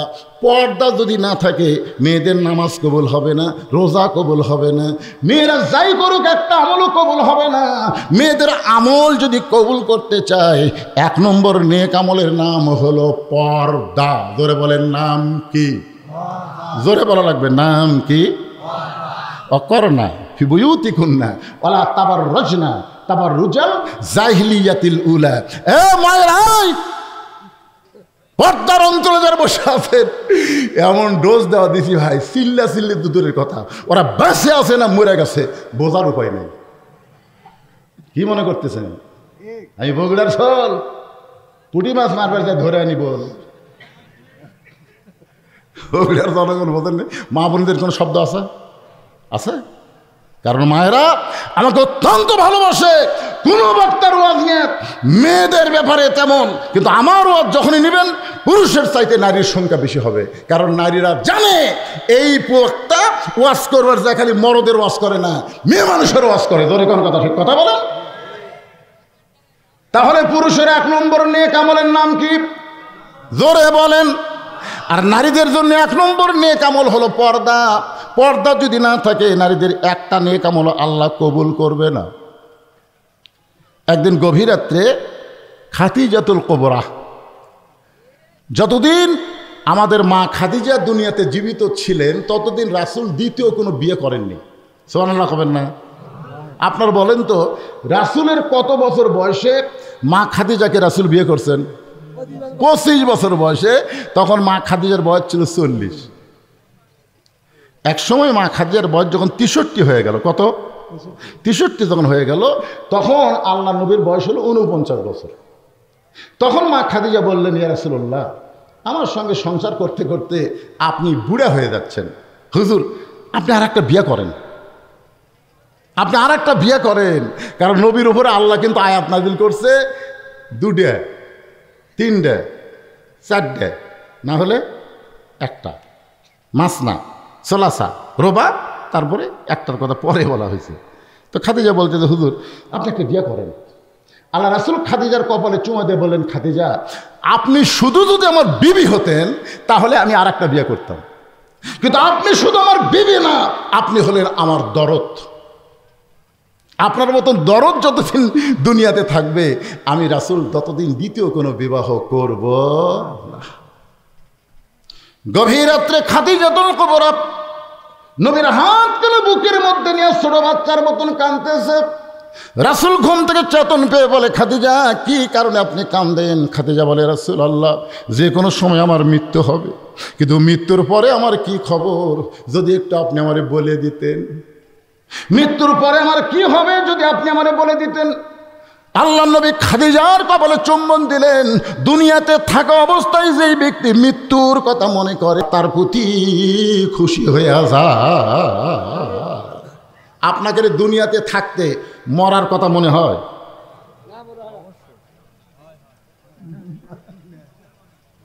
মনে হয়? এই যুবকরা কথা কও না কেন? মনে হয়? হ্যাঁ। তা আজান দিলে ঘাড় কাট করে তোমার অন্যদিকে যাও কেন? মসজিদ বাদ দেয়। আচ্ছা এই বছর ঈদের দিনে কত মানুষ মারা গেছে? এই আপনি জানেননি? দেয়নি। 256 জন মানুষ মারা গেছে, তার মধ্যে 128 জন যুবক মারা গেছে মোটর সাইকেল অ্যাক্সিডেন্টে। আর এই 256 জনের মধ্যে একটাও বুড়া নেই। আপনাকে এলাকাত খোঁজ করে দেখেন তো, বুড়ারা বেশি মরতেছে না যুবকেরা বেশি মরতেছে? কথা কর না কেন ভাই, কে বেশি মরতেছে রে? বুড়ারা মরতেছে না। আমার এলাকার তো একটা বুড়াও মরতেছে না। সত্যি, ওরা যে কি খাইয়া প্যান্ট টাইট করছে ভাই, কিচ্ছু হয় না রে। কে যুবকেরা কি সব মোটর সাইকেল খালি এই কি R15 পাশে তো মনে করছে হাইড্রোলিক ব্রেক আছে, ইচ্ছা মতো ব্রেক ধরবো, এমন জায়গা তোর ব্রেক ফেল করবো আল্লাহ তোর খিয়ালি থুবি না। জোরে কোন কথা, কথা কন না। এই জন্য একটু মনোযোগ দিয়ে শুনতে হবে। আমার মায়েরা যারা পর্দার অন্তরে শোনেন, রাসূল খাদিজার কপালে চুম্বন দিয়ে বললেন, খাদিজা মৃত্যুর পরে আপনার কি খবর যদি শুনতে চান তাহলে শোনেন। এই দুনিয়াতে 10 জন পুরুষকে আল্লাহ জান্নাতের সার্টিফিকেট দিয়েছে। খাদিজা বলে, হুজুর আমি আমার কথা শুনতে চাই, আপনি পুরুষের কথা কেন বললেন? রাসূল বলে, খাদিজা কথা লাইন মতো বলা লাগবে। 10 জন পুরুষের মধ্যে 1 নম্বর হলো আবু বকর, আবার 10 জন নারীকেও আল্লাহ জান্নাতের সার্টিফিকেট দিয়েছে। নারীদের মধ্যে 1 নম্বর হলো খাদিজাতুল কুবরা। পুরুষের মধ্যে 1 নম্বর জান্নাতের নাম কি? সবাই বলেন। আপনাদের কারো সন্দেহ আছে নাকি? আর নারীদের মধ্যে খাদিজাতুল কুবরা। এই কথা শুনে, রাসূলের কথা শুনে খাদিজা তো বিশ্বাস করে মুচকি মুচকি হাসতেছে। আচ্ছা আপনার বলেন তো, আমাদের নবী কোনো কথা কি নিজের ইচ্ছাই বলে না আল্লাহর ইচ্ছায়? এটা স্বীকার করা লাগবে। মা ইয়ান্তিকু আনিল হাওয়া ইন হুয়া ইল্লা ওয়াহয়ুন ইউহা। খাদিজা যখন মুচকি মুচকি হাসতেছে তখন আল্লাহ রাসূল নবী না হয়ে স্বামী হয়ে, আমাদের নবী কিন্তু সবসময় নবী ছিলেন না, বেশিরভাগ সময় কিন্তু স্বামী ছিলেন। তো স্বামী হয়ে বলতেছে, খাদিজা আচ্ছা আল্লাহ আপনাকে 1 নম্বর জান্নাতি ঘোষণা করলো, তো 2 নম্বর কে হলে ভালো হয়? মানে স্বামী হয়ে বইয়ের কাছে শুনতেছে। তখন খাদিজা বলতেছে, হুজুর আল্লাহ যখন আমাকে 1 নম্বর ঘোষণা দিছে, 2 নম্বর ফাতেমা হলে ভালো হয়। 2 নম্বর কে হলে ভালো হয়? ফাতেমা হলে ভালো হয়। রাসূল বললেন, খাদিজা আল্লাহ আপনার পেট থেকে 4টা মেয়ে দিছে। কয়টা? 4টা মেয়ে দিছে, জয়নাব, রোকেয়া, কুলসুমা, ফাতেমা। তো আপনি অন্য কোনো মেয়ের নাম না বলে সরাসরি ফাতেমার কথা কেন বললেন? খাদিজা বলতে, হুজুর আপনি বাপ তো, আপনি বুঝতে পারতেছেন না, আর আমি মাও তো, আমি বুঝতে পারছি। কারণ জয়নাব যখন আমার পেটে ছিল তখন আমার পেট উঁচে হয়েছিল, আমার পেটে ওজন লাগছিল, প্রসব বেদনা পাইছি। কুলসুমা যখন আমার পেটে ছিল আমার পেট তখন উঁচু ছিল, আমার পেট তখন ওজন হয়েছিল, আমি প্রসব বেদনা পাইছি সন্তান হওয়ার সময়। যখন রোকে আমার পেটে ছিল আমার পেট উঁচু হয়েছিল, পেটের ওজন হয়েছিল, বাচ্চা হওয়ার সময় আমার প্রসব ব্যথা হয়েছে। কিন্তু ফাতেমা যখন আমার পেটে ছিল তো আমার পেট উঁচু হয়েছে, আমি অনুভব করেছি আমার পেটে সন্তান এসেছে। কিন্তু যখন সন্তান জন্ম নিল আমি তখন দেখলাম ফাতেমা প্রসবের সময়ে আমার কোনো কষ্ট হয়নি। কষ্ট যখন হয়নি আমি তাকায় দেখি আমার মেয়েটা তার 2টা হাত দিয়ে তার ইজ্জত ঢেকে দুনিয়াতে জন্ম নিয়েছে। তখন থেকে আমার বিশ্বাস আমার ফাতেমা সাধারণ কোনো মেয়ে নয়। ওগো আল্লাহর নবী, 2 নম্বরের কারো নাম বলবেন না। খাদিজা যদি 1 নম্বর হয় আপনি 2 নম্বর ফাতেমার নাম বলেন। রাসূল বলে, খাদিজা দেওয়ার মালিক তো আমি না, দেওয়ার মালিক হলো আল্লাহ। খাদিজা বলে, হুজুর তাহলে আল্লাহ কি দিলেন? রাসূল বলতেছে, ফাতেমা তো জান্নাতি নয়, ফাতেমা তো জান্নাতি নয়। খাদিজা বলে, হুজুর ফাতেমা যদি জান্নাতি না হয় তাহলে ফাতেমার খবর কি? রাসূল বললেন, সাইয়্যিদাতুন নিসা আহলুল জান্নাহ ফাতেমাতুজ জোহরা। ফাতেমা হলো জান্নাতি নারীদের নেত্রী। যেই কইছে নেত্রী তখন খাদিজা মন ভালো করে বলতেছে, হুজুর ফাতেমা তো আর শোনেনি, আমি যখন শুনেছি, তাহলে আপনি পাল্টান, আপনি পাল্টে দেন, খাতুনের জান্নাত হামাক দেন আর ফাতেমাকে 1 নম্বর জান্নাতি দেন। মেয়েরা কিন্তু নেতৃত্ব পছন্দ করে। যখন দেখবেন বেটা বিয়ে করবি তখন বেটার বউ খালি সবসময় চাবি, এই বাড়ির তালা চাবি আমার কাছে, শাশুড়ির কাছে কিন্তু থাকবি, এটা পছন্দ করবি না। কারণ মেয়েরা সবসময় নেত্রী হওয়ার পছন্দ করে, যার প্রমাণ হলো খালেদা আর হাসিনা। ধরে কোন কথা ঠিক কিনা? কারণ হাসিনার তো ক্ষমতা আছে, তারপরেও খালেদাকে মিথ্যা একটা মামলা দিল, দিয়ে এতিমের মাল সম্পদ কি করছে, অন্যায়ভাবে ভক্ষণ করলো। আপনারা জানেন খালেদার খবর জানেন? শহীদ প্রেসিডেন্ট জিয়াউর রহমান যখন দুনিয়া থেকে বিদায় নিল আপনি জানেন তার অবস্থাটা কি ছিল? আরে এতিমের সম্পদ খালেদা মারবি? যাই 2টা এতিম সন্তানকে লালন পালন করেছেন, মিথ্যা একটা মামলা দিল, যার 1 টাকা এখনো পর্যন্ত ব্যাংক থেকে উঠানো হয়নি। এই 2 কোটি টাকা এখন 6-7 কোটি টাকা হয়ে গেছে। ধরে কথা কর না কেন? এই হিংসা, খালি হিংসা, যে ই যদি থাকে বাইরে থাকে তাহলে আমার তো হাই রে। আমার বড় মেয়ে মাছের তরকারি দিয়ে আমাকে ভাগ দিছে, আমার মেয়ে খেলে আমার সামনে ঘুরতিছে, তে আমি বুঝবার পারছি যে কী জন্য ঘুরতিছে। আমি বললাম, মা বাংলাদেশে বহু জায়গা তো ওয়াজ করি, মা বহু মাছের তরকারি খাই, কিন্তু তোমার হাতের মতন এত মধু নেই। সঙ্গে সঙ্গে মেয়ে আমাকে আর এক টুকরা দিয়ে কয়, আব্বু আর একটা খান। মেয়ে বুঝবার পারছে যে আমার তরকারি বাপকে স্বাদ লাগতেছে, কিন্তু আমি তাকে দেখি আমার বউ খালি মুখ ব্যাঙ্গা করে আছে। আমি বললাম, কে গো তোমার কি হলো? এখন থেকে মেয়ের বাড়ি পার হয়ে যান, খালি আপনার মেয়েই পারে, আমি পারি? আমি বলে, নারীরা কি রে, মেয়ের প্রশংসা করলে মা খেপে যায়, এই জাতের নাম হলো নারী জাত। জোরে কোন কথা ঠিক কি না? এদের সামনে ভুল করেও আপনি হুরের প্রশংসা করেন না ভাই। আমি একদিন বউয়ের কাছে বলতেছি, আল্লাহ যদি জান্নাত দেয়, জান্নাতে হুর পামো। তার বউ বলতেছে, হুর কি গো? হুর হলো সুন্দরী। তাকে আমার চাইতেও। আমি বললাম, তোমার আবার সাইজ। আমি হুরের নাকের কথা বলতেছি, নাক এরকম হবি, ঠোঁট এরকম হবি। কিছুক্ষণ পরে দেখতেছি বউ আমার বগলের মধ্যে বালুস লিয়া ঘর থেকে বাইর হয়ে যাচ্ছে। আমি বললাম, কি হলো? হুরলিয়া থাকো, হুরলিয়া থাকো, আমার কি দরকার? তোমার ভাত আনতে আমি দেই, কারেন্ট গেলে পাখার বাতাস আমি করি, আর বেহেশতের হুরের ধান্দা করো। আমি তখনই কান ধরে তওবা করলাম, আল্লাহ আর জীবনে আমার বইয়ের সামনে হুর তো দূরের কথা, কোনো মেয়ে মানুষেরই প্রশংসা করা যাবি, খালি করিয়া দেখবেন কি হয়। খাদিজা বলতেছে, ইয়া রাসূলুল্লাহ, এক নম্বর জান্নাতে ফাতেমা, আমি হব জান্নাতে নারীদের নেত্রী। রাসূল বলেন, খাদিজা আমি হলাম ঘোষণাকারী, দেওয়ার মালিক হলাম আমার আল্লাহ। আল্লাহর নবী হচ্ছে বন্টনকারী। বন্টনকারী বোঝেন? দেওয়ার মালিককে আল্লাহ ঘোষণা করেছেন। সঙ্গে সঙ্গে খাদিজা নবীর ডান হাত কানা বুকের মধ্যে নিয়ে বলে, ইয়া রাসূলুল্লাহ, কোন আমলের কারণে আমাকে বাদ দিয়া আমার পেটের মেয়ে ফাতেমাকে আল্লাহ খাতুনে জান্নাত ডিগ্রি দিল? কোন আমলের কারণে ফাতেমা হবে জান্নাতি নারীদের নেত্রী? সে আমলটা না বলা পর্যন্ত আমি খাদিজা কিন্তু আপনার হাত আমি ছাড়ব। নবীর হাতটা ধরলেন, স্বামীর হাত। জোরে কোন, কার হাত? ঘরের মধ্যে যখন যায় তখন কি আর নবী আছে নাকি? আমি যত বড়ই বক্তা হই, আমার বইয়ের কাছে যখন আমি যাই তখন আর বক্তা থাকি? আপনাদের কি মনে হয়?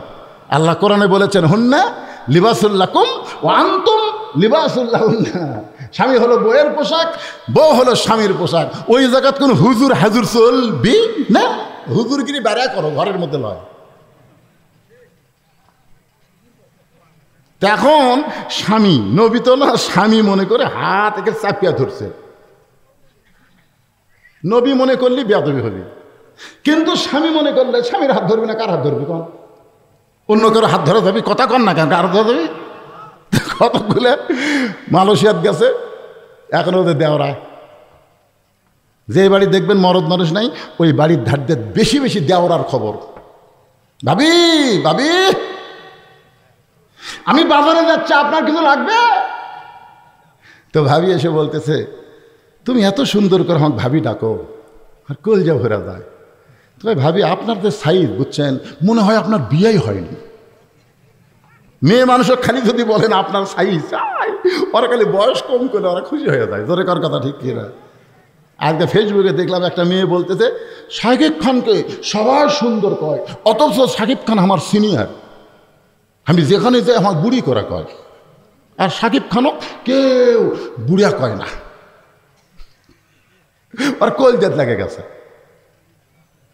এই মা, মোস্তাক আহমেদ বিয়ে করলো, তার বউকে যদি পর্দার মধ্যে রাখতো, বাংলাদেশের কোনো মরদ মানুষ জানতো না একটা বুড়া যুবতী বিয়ে করছে। ধরে কোন কথা ঠিক করে, কথা কন না কেন?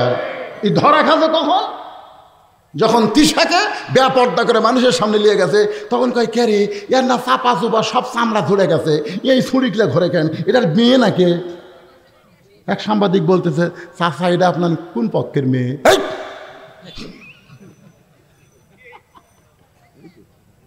মেয়ে এলো, এটা কে? বউ। তখন সাংবাদিক বলতেছে এই বুড়া যে করছে এটা বউ তুমি কত কি হ্যাঁ সত্যি আমরা প্রেম করে বিয়ে করছি খালি লাগতি মারা। আমি এই বুড়াকে বলতেছি তুই তো একটা যুবতীক বিয়ে করলি, খালি বোরকার মধ্যে থাকলে আজকে এই পরিস্থিতির শিকার হওয়া লাগতো না। কথা কর না কেন, কথা কর পারেন না? বেপরদা হওয়ার কারণেই তো ধরা খাচ্ছে বুড়ার ছুরি। আমি বলতেছি রে নায়িকা, তুমি যদি তোমার দেহ প্রদর্শন না করতে তাহলে দুনিয়ার কেউ জানতো না তুমি বুড়ি না ছুরি। কারণ পুরুষ মানুষ বাহিরে থাকবে, নারীরা ভিতরে থাকবে। পুরুষকে আল্লাহ মাটি দিয়ে তৈরি করেছে। পুরুষ যত বাহিরে থাকবে তত আল্লাহ পুরুষত্ব বাড়ায় দিবে। এই জন্য আল্লাহ বলেছেন মসজিদের মধ্যেও পুরুষ থাকতে পারবে না। ফাইদা কুদিয়াতিস সালাত ফান্তাশিরু ফিল আরদ, নামাজ যখন হয়ে যাবে তখন পুরুষকার মসজিদে থাকা চলবে না, মসজিদ থেকে বার হওয়া লাগবে। আর মেয়েদের জন্য আল্লাহ বলেছেন অকর্ণা ফি বুয়ুতিকুন্না। আপনারা বলেন তো মাটির উর্বর শক্তি ভিতরে না বাইরে? মাটি মাটি আদমকে আল্লাহ কি দিয়ে তৈরি করছে? মাটির উর্বর শক্তি ভিতরে না বাইরে? ঘরের মধ্যে যদি কোনো গাছ লাগান আপনার গাছ হবে, যতই সার খোল দেন হবে না। কারণ বাইরে হলো মাটি যত বেড়ে থাকবে তত মাটির উর্বর শক্তি বেড়ে যাবে। আর হাড়ের সৌন্দর্য ভিতরে না বাইরে? হাড় হাড় হাড় বোঝেন না? আমাকে দেহের যে হাড়গুলো আছে এই হাড়গুলো যদি অ্যাক্সিডেন্ট হয়ে কোনো জায়গায় বার হয়, অন্য জায়গার চামড়া কাটা নাও, হাড় কিন্তু ঢেকে দেয়। আপনারা বলেন তো হাওয়াকে আল্লাহ কি দিয়ে সৃষ্টি করছে? বলেন কি দিয়ে? তাহলে হাড় মানে নারী, নারী যত ভিতরে থাকবে ততই নারীর দাম বেশি হবে। আর পুরুষ মানুষ যত বাহিরে থাকবে ততই পুরুষের দাম আল্লাহ বেড়ে দিবে। যে মরদ মানুষ ঘরত থাকে আর বউক বেড়া পেটে দেয়। আমাকে এলাকাতে এক মরদ ঝগড়া লাগলি বউক কয় লাখ অন্যা খুলে মাথার বান, ওই বউ কয় লাখ। আর বউ বুঝলেন সেই হাতের অন্য মাথার অন্য খুলে মাথার দান দেখে আয় মরদ আয়। মরদ যখন ডাকতেছে 4-5টা মরদ ভয়ে সরে যায়। ওরে বাবারে, কি মনে করতেছেন আপনাদের এই হাতিবান্ধা গ্রামে যখন ঝগড়া হয় মেয়ে মানুষের কণ্ঠ ধরে শোনা যায় না পুরুষের কণ্ঠ? কথা কন না কেন? সূরা আসরের 2 নম্বর বিষয় ওয়া আমিলুস সালিহাত, নেক আমল করা লাগবে। পুরুষের 1 নম্বর নেক আমল হলো নামাজ, আর নারীদের 1 নম্বর নেক আমল হলো পর্দা। আমি সেই পর্দা নিয়ে ওয়াজ করতেছি। আপনাদের কি বিরক্ত লাগতেছে? ভালো লাগতেছে?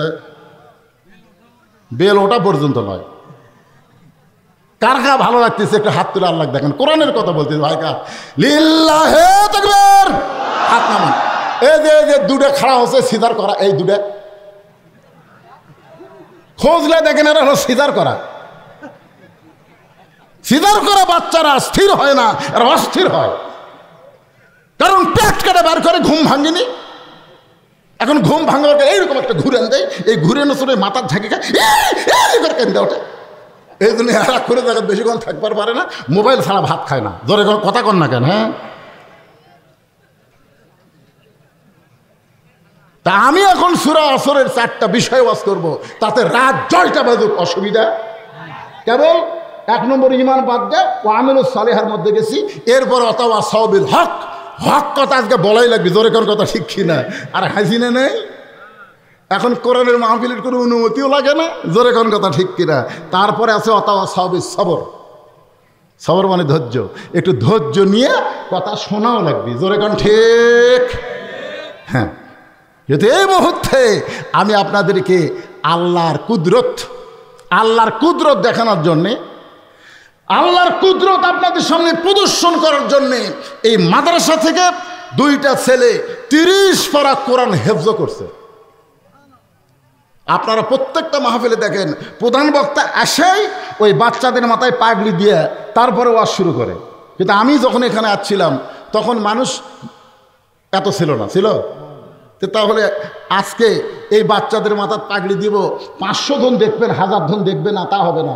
এই মাদ্রাসায় যে আপনারা দান করতেছেন, মাদ্রাসায় যে আপনি টাকা দিচ্ছেন, এই টাকা কি হচ্ছে এইটা আপনাদের দেখা দরকার। জোরে কোন কথা ঠিক কি না?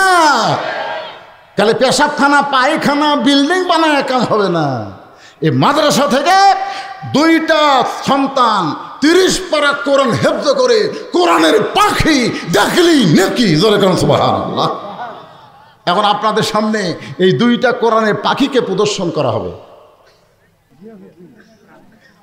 গিয়াসউদ্দিন পরামানিক 1000 টাকা। গিয়াসউদ্দিন পরামানিক 2টা কোরআন শরীফ বাবদে 1000 টাকা দান করেছে।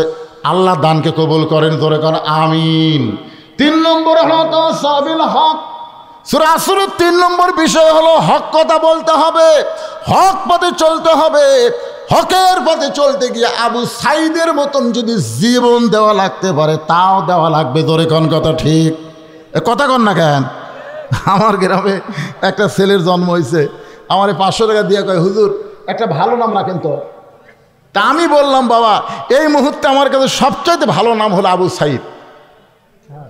তখন ছেলের বাপ বলতে হুজুর আবু সাইদের কথা মনেই নাই। এই দেখো তুমি ভুলে গেছো, এই জন্যই তোমার বেটার নাম আবু সাইদ রাখো। ছেলের নাম রাখছে আবু সাইদ।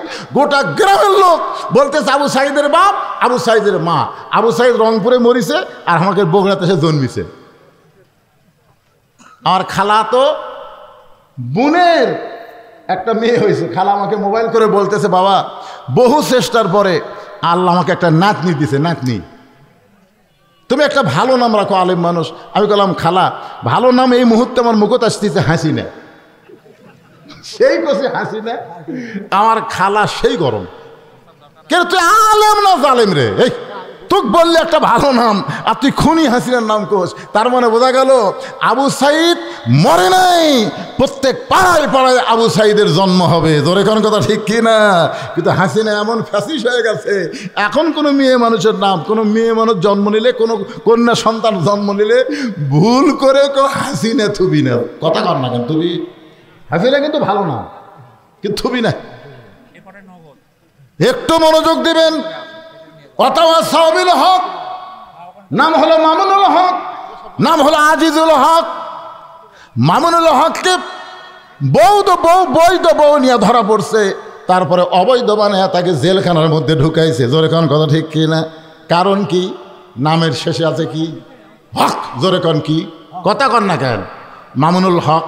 মামুনুল হক বউ নিয়ে ধরা পড়লো, সাংবাদিক বলতেছে কাবিন আছে। অথচ সাকিব খান কখন বিয়া করলো কেউ জানে না, বাচ্চা নিয়ে আসা সাংবাদিক সম্মেলন করলো। আমাদের বগুড়ার মেয়ের নাম হলো অপু। নাম কি কেউ জানে না। সাকিব খান কখন বিয়া করলো, বাচ্চা নিয়ে আসা সাংবাদিকদের বলতেছে। তখন সাংবাদিক বলতেছে আপনার বিয়া কবে হলো তাও তো আমরা জানি না, এই বাচ্চা কার? বলে সাকিব খানের। একটা সাংবাদিক বললো না যে আপনাকে কাবিন কোথায়, কেউ বললো না। কারণ বাচ্চা নিয়ে এসে বলতেছে আমার স্বামী সাকিব খান, কেউ দলিল দেখবার চালো না। আর মামুনুল হক একজন আলেম হয়ে বলতেছে এটা আমার বউ, তখন সাংবাদিক বলে কাবিন। তার মানে কি বুঝলেন হকের অবস্থা বাংলাদেশে কেমন?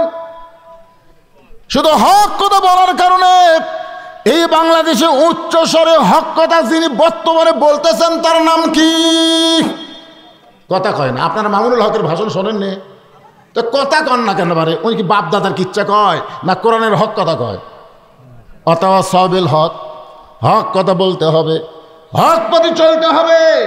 হক পথে চলতে গেলে নানা রকম বিপদ আপদ আল্লাহ বলতেছেন ওয়ালা নাবলুওয়ান্নাকুম বিশাইয়্যিম মিনাল খাউফি ওয়াল জুই ওয়া নাকসিম মিনাল আমওয়ালি ওয়াল আনফুসি ওয়াস সামারাতি ওয়া বাশশিরিস সাবিরিন। ওয়াতাওয়াসাবিস সবর। এবারে কিন্তু প্রথম বাচ্চা হচ্ছে একটা মেয়ের, বিয়ার পরে প্রথম বাচ্চা হচ্ছে। আপনারা বলেন তো বাচ্চা হওয়ার সময় মায়েদের ধৈর্য ধরার দরকার আছে না নাই? এই ধৈর্যের শিক্ষা কে দেয়? দাদি নানি মায়েরা দেয়। যে মায়ের পায়ের তলে সন্তানের জান্নাত, তোর পেট থেকে বাচ্চা দুনিয়াতে আসতে তোর কষ্ট হবি, প্রসব ব্যথা হবি, রক্ত বার হবি, খবরদার চিল্লি দান করিস না।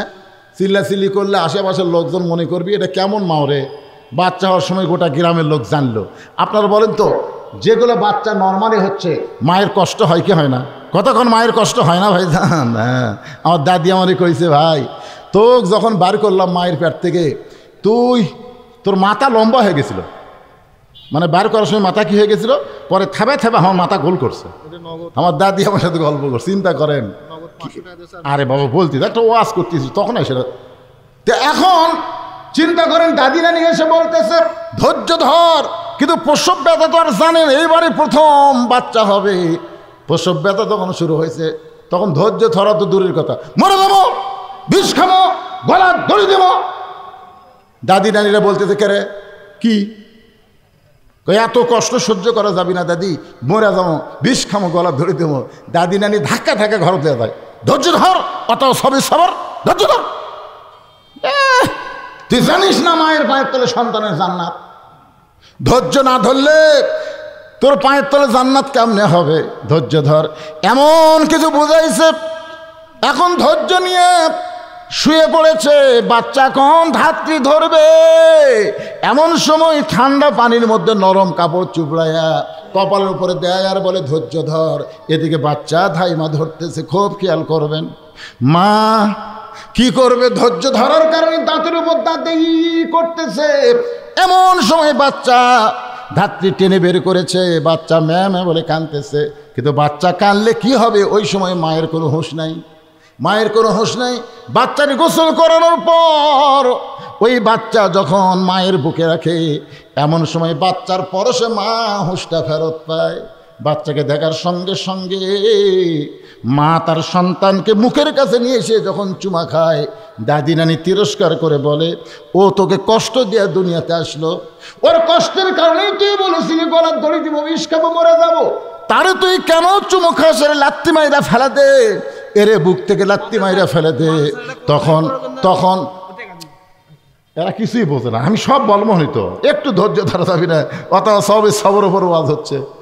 চিন্তা করে দেখেন ভাইজান, তখন মা কি বলতেছে? মা বলতেছে, দাদি এমন করে বলবেন না, এমন করে বলবেন না। তো কষ্ট দেওয়ার পরে এই বাচ্চাকে যখন বুকের উপরে রাখছি, বুকের উপরে বাচ্চা রাখার পরে মুখে একটা চুমা দেওয়ার সঙ্গে সঙ্গে আমি সব কষ্ট ভুলে গিয়েছি। আজকে বাংলাদেশে 15 বছর যারা কষ্ট পাইছে, নির্যাতন হয়েছে, ভালো মানুষকে জেলখানায় ঢুকাইছে, ভালো মানুষগুলোকে হত্যা করেছে, অনেক মানুষ বাড়িতে থাকতে পারে নাই, অনেক মানুষ তারা বাড়ি ঘর ছেড়ে ঝোপ জঙ্গলের মধ্যে থাকছে। জোরে কোন কথা ঠিক কিনা? কারণ প্রসব বেদনার সময় মা যেমন ধৈর্য ধারণ করেছে, হাসিনার 15 বছর এমন প্রসব বেদনার মতন আমরাও ধৈর্য ধারণ করেছি, আমরা ধৈর্য ধারণ করেছি। এখন আমরা একটু শান্তি পাওয়ার চাই। মা সন্তান বুকে নিয়ে যেমন শান্তি পাইছে, আমার মুসলমান কখন শান্তি পাবো? যখন কোরআনের শুধু ওয়াজ শুনবো না, এই কোরআন অনুযায়ী যখন চলার নিয়ত করব, এই কোরআন অনুযায়ী চলার নিয়ত যখন করব, বাংলাদেশের জাতীয় পতাকার সঙ্গে সঙ্গে কলেমার পতাকা যখন পথ পথ করে বাংলার জমিনে উড়বে, ওই সময় আমরা শান্তি পাবো, আমাদের সব কষ্ট আল্লাহ দূর করে দিবে। এখন বলেন, শুধু কোরআন শুনবো না বাস্তবে আমল করার চেষ্টা করব? বাস্তবে আমল করার চেষ্টা যদি করেন, তাহলে কোরআন বিজয়ের আন্দোলনে আমাদেরকে অংশগ্রহণ করা লাগবে। 3 দল কোনো সময় চাবে না এই কোরআন বাংলার জমিনে বিজয় হোক। আপনারা বলেন তো, আগামীতে কোরআন দিয়ে যদি বাংলাদেশ চলে, এই হাফেজি মাদ্রাসার জন্য ভিক্ষা করা লাগবে না। কারণ প্রাইমারি বন্ধ হবে, সব প্রাইমারিকে কোরআনের প্রথম শিক্ষা দিয়ে শুরু হবে। জোরে কোন কথা ঠিক কিনা? কারণ দুনিয়ার যত শিক্ষাই তুমি গ্রহণ করো, কোন শিক্ষা গ্রহণ করতে তোমাকে পবিত্র হওয়া লাগবে না। আমার এলাকার এক প্রাইমারি ছেলে খাড়া হয়ে পেশাব করতেছে, পিঠের উপরে বই, এক ব্যাগ বইলে। তা আমি কইলাম, কে রে পাগলা, কোথায় পড়িস? ক্লাস 2 পড়িস? আচ্ছা, তো বসে থাকে, পেশাব কর। পেশাব কেমনি করে করা লাগে তোর স্যার শিখাইনি, বসে কর। ও তখন মুচকে মুচকে হাসার কাছে, চাচা দেখি খন প্রাইমারি পেশাবখানার যায় দিকে, চাচা আমার স্যারই খাড়া হয়ে পেশাব করে। যেখানে স্যার খাড়া হয়ে পেশাব করে, সেখানকার শিক্ষাতে ছাত্ররা বসবি, এ কথা কন না কেন, বসবি।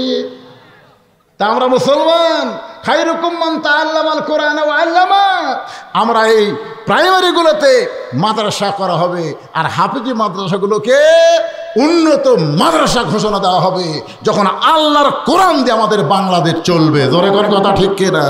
কিন্তু এই কোরআন বিজয়ের আন্দোলনে কিয়ামত পর্যন্ত 3 ধরনের লোক বাধা দেবে। কয় ধরনের? কথা কয় না কেন? কয় ধরনের? এক ধরনের লোক হলো আবু জেহেলের মতন রাষ্ট্রীয় শক্তি। আবু জেহেল কিন্তু সারা রাত কোরআন শরীফ শুনছে। সকালবেলা মিটিংয়ে বলতেছে, এত সুন্দর কোরআনের বাণী, রাতটা কোন দিক দিয়ে গেল আমি বুঝবারই পারিনি। তা আবু সুফিয়ান বলতেছে, নেতা, যেই কোরআন শুনতে সারা রাত কোন দিক দিয়ে তাই বোঝা যায় না, সেই কোরআন ধরলে কি হয়? আবু জেহেল বলতেছে, আবু সুফিয়ান, এই কোরআন ধরলে তোর আমার ভুয়া নেতৃত্ব চলবি না রে, আসল নেতা হয়ে যাবে আব্দুল্লাহর এতিম পোলা। তা আমাদের নেতৃত্ব খর্ব করে তাকে নেতা বানান যায়, এই জন্যই কোরআন শোনা যাবে কিন্তু কোরআন গ্রহণ করা যাবে না। আজও বাংলাদেশে কোন বক্তা কেমন ওয়াজ করে এইটা শ্রোতারা শুনবার চায়, কিন্তু বাস্তবে আল্লাহর কোরআনকে গ্রহণ করতে চায় না। ধরে কোন কথা ঠিক কি না? আবু জেহেলের মতো রাষ্ট্রীয় শক্তি যতদিন থাকবে ততদিন আল্লাহর কোরআনের বিজয় হবে না। 2 নম্বর হলো পুঁজিপতি শতকরা 2.5 টাকা জাকাত দেওয়া লাগবে। কার হুকুম? কথা কন না কেন? কার হুকুম? আপনার 1 লাখ টাকা আছে, আপনার 2,500 টাকা দিতে কিছু মনেই হবে না, কিন্তু যখন 10 লাখ টাকা হবে তখন কই 25,000। যখন 1 কোটি হবে 2.5 লাখ, না 1 কোটি 2.5 লাখ। যখন 100 কোটি হবে 2.5 কোটি। যখন 1000 কোটি হবে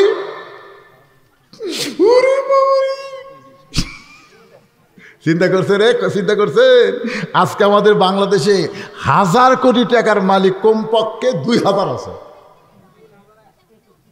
কমপক্ষে। আমি কমপক্ষে বলছি। এখন 1000 কোটির যদি এত কোটি 25 কোটি টাকা জাকাত দেওয়া লাগে, তাহলে 2000 লোকেরা যদি ওই 25 কোটি জাকাত দেয়, আপনার বলেন তো কত হাজার কোটি হবে?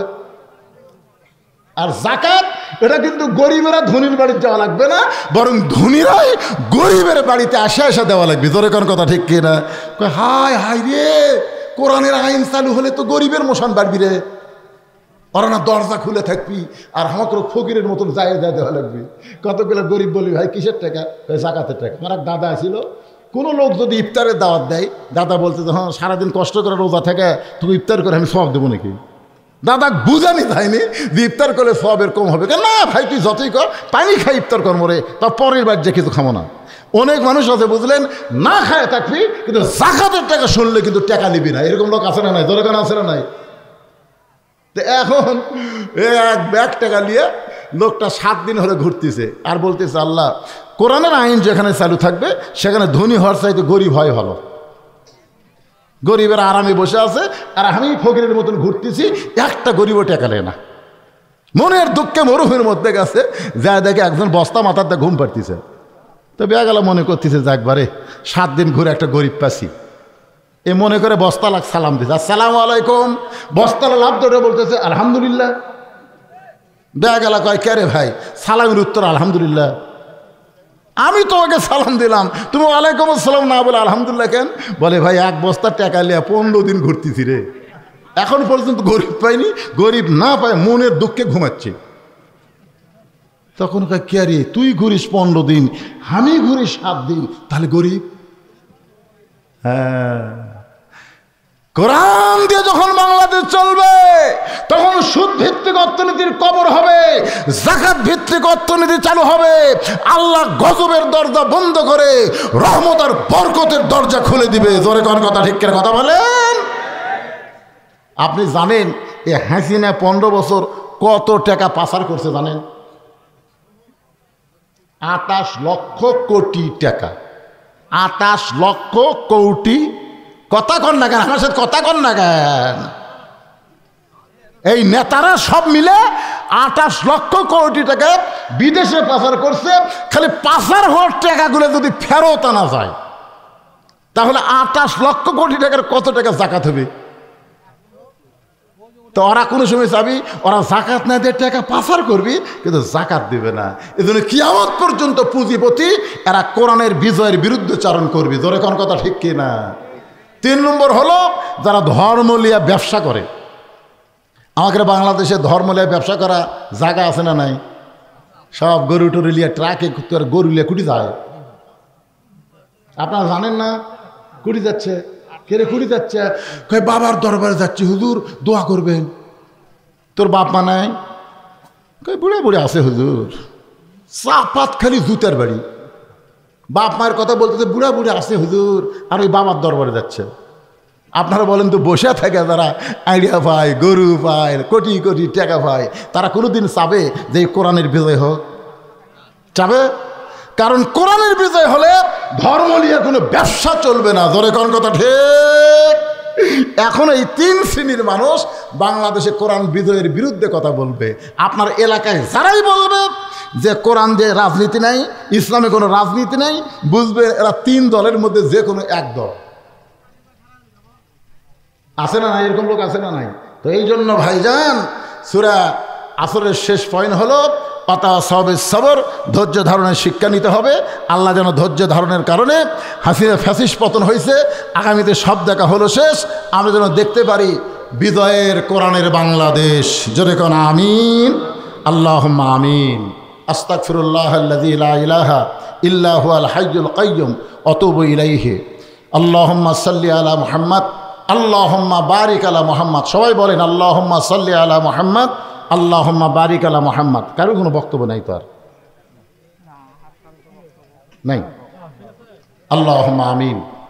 আল্লাহুম্মা আনতাস সালাম ওয়া মিনকাস সালাম, তাবারাকতা ইয়া যাল জালালি ওয়াল ইকরাম। আল্লাহ কিয়ামত পর্যন্ত হাতীবান্ধার হাফেজি মাদ্রাসাকে কবুল করে নাও। আল্লাহ মাদ্রাসার জায়গা জমি দিয়ে কবরে চলে গেছে, তার সন্তান দায়িত্ব নিচ্ছে। আল্লাহ আজকে অনেকে নগদে বাকিতে দান করেছে, সব দানগুলো জান্নাতের বিনিময়ে কবুল করো।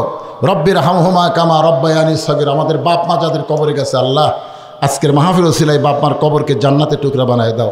আমার মায়েরা পর্দার অন্তরালে বসে শুনেছে, আবেদা সালিহা পদ্মানিসি কবুল করো। আল্লাহ আমাদের মধ্যে আমরা যারা অসুস্থ আছি, সুস্থতার নিয়ামত দান করো। আল্লাহ গোটা বাংলাদেশকে কোরআনের দেশ হিসেবে কবুল করে নাও।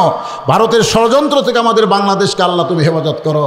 হাতীবান্ধার উপরে রহমত বরকতের দরজা খুলে দাও। আজকের মাহফিলের সম্মানিত সভাপতি, সম্মানিত সহসভাপতিবৃন্দ, সম্মানিত প্রধান অতিথি, বিশেষ অতিথি, মাদ্রাসার সভাপতি, সহসভাপতি, মাদ্রাসার সেক্রেটারি, কেশিয়ার সদস্য, মাদ্রাসার দাতা সদস্য, আল্লাহ সকলকেই মাদ্রাসাকে ওসিলা করে জান্নাতি কবুল করে নাও। আল্লাহ এত কষ্ট করে মেহনত করে এত রাত পর্যন্ত কোরআন হাদিসের আলোকে আলোচনা যারা শুনলো, আল্লাহ তাদের সকলকে মাফ করে মৃত্যুর সময় জবানে জারি করে দিও লা ইলাহা ইল্লাল্লাহু মুহাম্মাদুর রাসূলুল্লাহ সাল্লাল্লাহু আলাইহি সাল্লাম। আসসালামু আলাইকুম ওয়া রাহমাতুল্লাহি ওয়া বারাকাতুহু।